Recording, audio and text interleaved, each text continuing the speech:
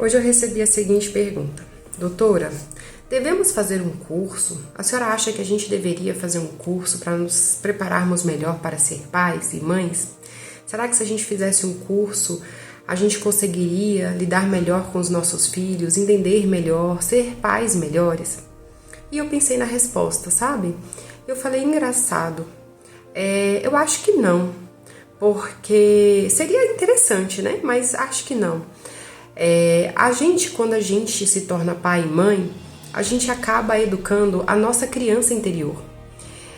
Aquela criança que você foi, que você sofreu, ou teve maus tratos, ou teve desprezos, abandonos, todas aquelas faltas que você teve na sua infância, você acaba, ao se tornar pai ou mãe, tentando devolver para aquela criança aquele amparo que foi perdido, que foi deixado de lado, né? Aquela reparação do dano. É como se você, ao se tornar mãe, pudesse reparar o dano da sua criança interior, da sua criança interior, você com a sua criança, e não daquela criança que é o seu filho que está ali nascendo, que é um novo ser humano, um ser humano completamente diferente.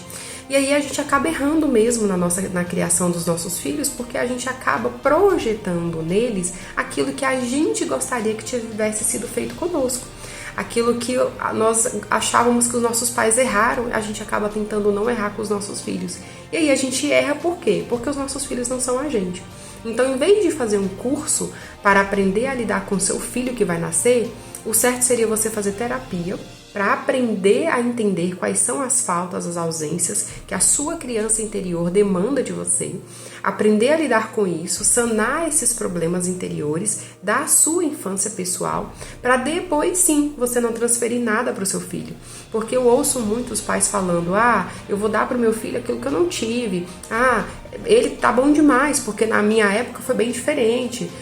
Hoje ele não tem o que eu tive, hoje ele não sofre o que eu sofri. E essas comparações são muito tóxicas dentro de uma relação com uma criança que não tem como se defender, né? E uma outra criança interior que tá ali gritando, né, dentro de si, querendo reparação do dano.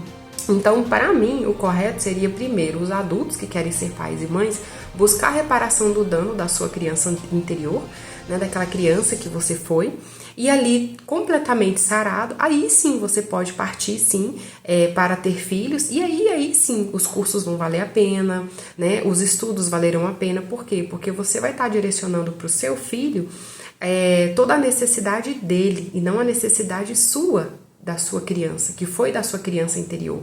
Então você vai estar pronto para responder às necessidades daquela criança e da realidade daquela criança, dentro de algo que possa ser mais ideal, mais real.